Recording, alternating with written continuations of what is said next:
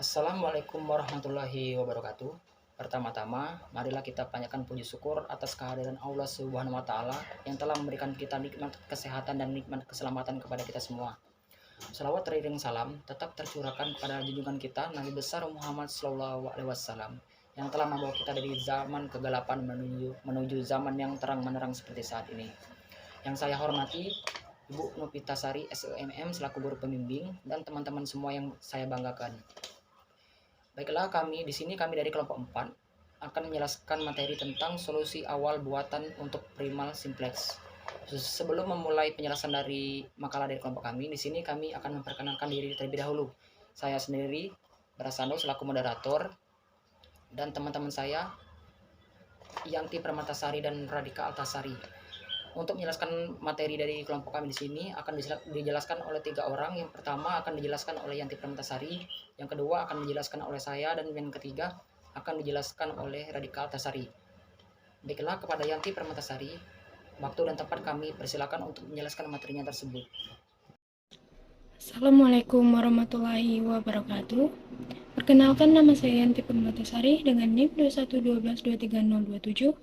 Di sini saya akan menjelaskan tentang pengertian metode simplex. Metode simplex itu sendiri adalah metode yang dapat digunakan untuk menyelesaikan persoalan material yang telah diformulasikan terlebih dahulu ke dalam persamaan matematika program linear yang mempunyai variabel keputusan mulai dari lebih besar atau sama dengan 2 sampai multivariabel. Sedangkan metode grafik hanya dapat digunakan apabila jumlah variabel keputusan maksimal 2 buah. Sehingga dapat kita simpulkan bahwa suatu persoalan linear programming yang diselesaikan dengan metode grafik juga dapat diselesaikan dengan metode simplex. Sebaliknya, suatu persoalan yang hanya bisa diselesaikan dengan metode simplex tidak dapat diselesaikan dengan metode grafik. Kemudian saya akan menjelaskan beberapa istilah dalam tabel simplex. Yang pertama ada iterasi, yaitu adalah tahapan perhitungan di mana nilai dalam perhitungan itu tergantung dari nilai tabel sebelumnya. Yang kedua ada variabel non-basis, adalah variabel yang nilainya diatur menjadi 0 pada sembarang iterasi. Dalam terminologi umum, jumlah variabel non-basis selalu sama dengan derajat bebas dalam sistem persamaan. Kemudian, yang ketiga ada variabel basis, itu merupakan variabel yang nilainya bukan 0 pada sembarang iterasi. Pada solusi awal, variabel basis merupakan variabel slack.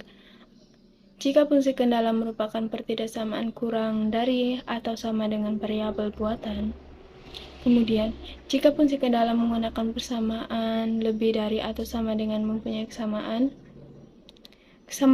secara umum, jumlah variabel pasti selalu sama dengan jumlah fungsi pembatas atau tanpa fungsi negatif.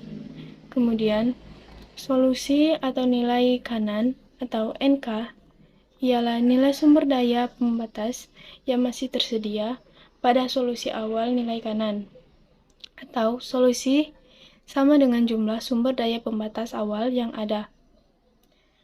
Karena aktivitas belum dilaksanakan, ada beberapa hal yang perlu diperhatikan, yaitu yang pertama nilai kanan atau NK, fungsi tujuan harus 0.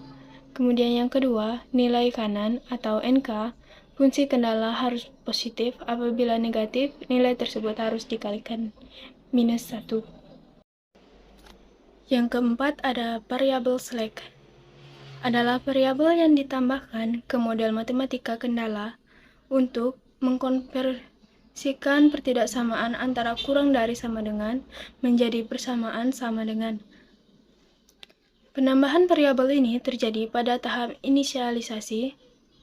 Pada solusi awal, variabel slack akan berfungsi sebagai variabel basis. Yang selanjutnya ada variabel surplus, yaitu variabel yang dikurangkan dari model matematika kendala untuk mengkonversikan pertidaksamaan lebih dari sama dengan menjadi persamaan sama dengan. Penambahan ini terjadi pada tahap inisialisasi. Pada pada solusi awal, variabel surplus tidak dapat berfungsi sebagai variabel basis. Selanjutnya ada variabel buatan, adalah variabel yang ditambahkan ke model matematik, kendala dengan bentuk lebih dari sama dengan atau sama dengan untuk difungsikan sebagai variabel basis awal. Penambahan variabel ini terjadi pada tahap inisialisasi. Variabel ini harus bernilai 0 pada solusi optimal karena kenyataannya variabel ini tidak ada. Variabel hanya ada di atas kertas. Yang ke-8, ada kolom report atau kolom kerja. Ialah kolom yang memuat variabel masuk. Koefisien pada kolom ini akan menjadi pembagi nilai kanan untuk menentukan baris pivot atau baris kerja. Selanjutnya, ada baris pivot atau baris kerja. Adalah salah satu baris dari antara variabel baris yang memuat variabel keluar. Kemudian, elemen pivot adalah elemen yang terletak pada perpotongan kolom dan baris pivot. Elemen pivot akan menjadi dasar perhitungan untuk tabel simplex berikutnya. Selanjutnya, ada variabel masuk. Adalah variabel yang terpilih untuk menjadi variabel basis pada iterasi berikutnya. Variabel masuk dipilih salah satu dari antara variabel non-basis pada setiap iterasi. Variabel ini pada iterasi berikut yang akan bernilai positif. Yang terakhir ada variabel keluar, merupakan beberapa yang keluar dari variabel basis pada iterasi berikutnya, dan digantikan oleh variabel masuk. Variabel keluar dipilih salah satu dari antara variabel basis pada setiap iterasi. Variabel ini pada iterasi berikutnya akan bernilai 0. Sebagai contoh yang ada pada slide, maksimum Z 8x1 ditambah 9x2 ditambah 4x3. Kemudian fungsi kendala x1 ditambah x2 ditambah 2x3 lebih kecil atau sama dengan 2.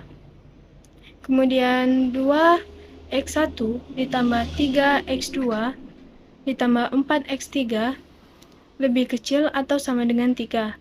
Selanjutnya ada 7x1 ditambah 6x2 ditambah 2x3 lebih kecil atau sama dengan 8. Kemudian x1, x2, dan x3 lebih besar atau sama dengan 0. Sekian penjelasan dari saya. Terima kasih. Saya kembalikan kepada moderator. Assalamualaikum warahmatullahi wabarakatuh. Perkenalkan, nama saya Brasandu dengan NIM 2112230023. Baiklah, di sini saya akan melanjutkan penjelasan dari Saudari Yanti Permatasari. Langkah 1, mengubah fungsi tujuan. Z sama dengan 8x1 plus 9x2 plus 4x3 plus 0s1 plus 0s2 plus 0s3, atau Z min 8x1 min 9x2 min 4x3 min 0s1 min 0s2 min 0s3 sama dengan 0. Selanjutnya langkah kedua, mengubah fungsi batasan.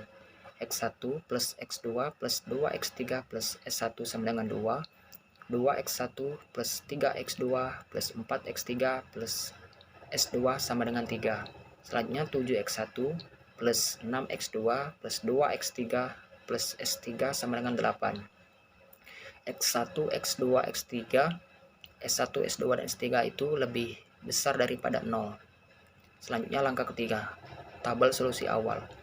Untuk mencari tabel solusi awal ini, untuk mencari yang Z, min 8x1, jadi ditulis min 8. Min 9x2, yang jadi ditulis x2 nya ditulis min 9, begitu juga seterusnya. Sedangkan untuk mencari yang S1, S2, dan S3, kita bisa melihat pada langkah yang kedua. Untuk mencarinya sama seperti yang langkah pertama tadi, untuk mencari seperti yang Z tadi. Selanjutnya langkah keempat, menentukan kolom entering variable. Untuk menentukan kolom entering variable ini, kita harus melihat nilai negatif yang terbesar, di mana terdapat pada kolom X2 terdapat nilai negatif terbesarnya min 9. Jadi kolom X2 itu adalah kolom kunci atau pivot. Selanjutnya langkah kelima, menentukan baris leaving variable.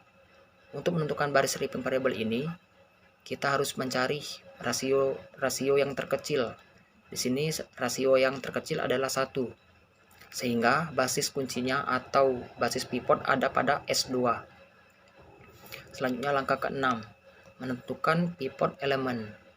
Angka kunci diperoleh dari perpotongan antara kolom kunci dan baris kunci, diperoleh angka 3. Tadi kolom kunci tadi terdapat pada X2, sedangkan baris kunci terdapat pada S2. Jadi perpotongan antara kolom kunci dan baris kunci itu diperoleh angka 3.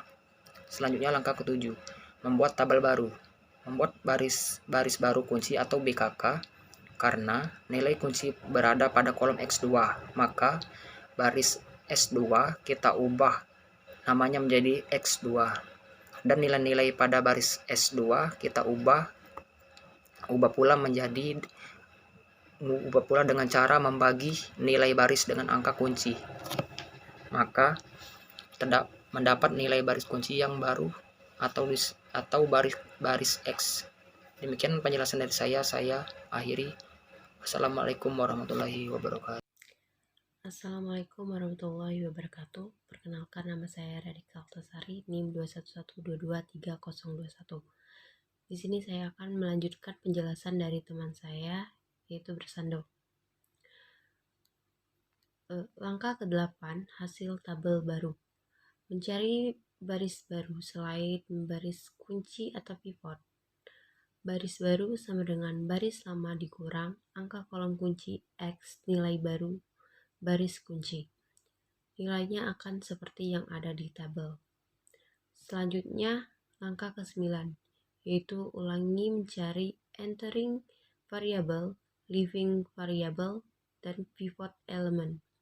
Selanjutnya, memasukkan nilai hasil tabel baru ke dalam tabel simplex yang baru atau iterasi 1.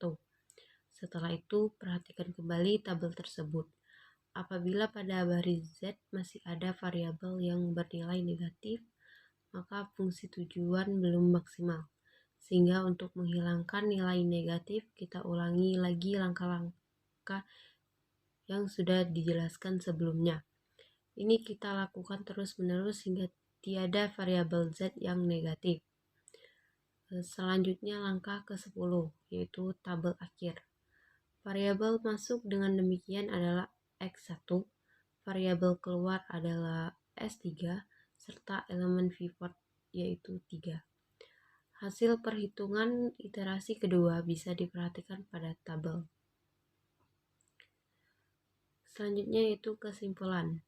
Jika pada baris Z tidak ada variabel yang bernilai negatif, maka tabel sudah optimal, sehingga perhitungan iterasi diberhentikan.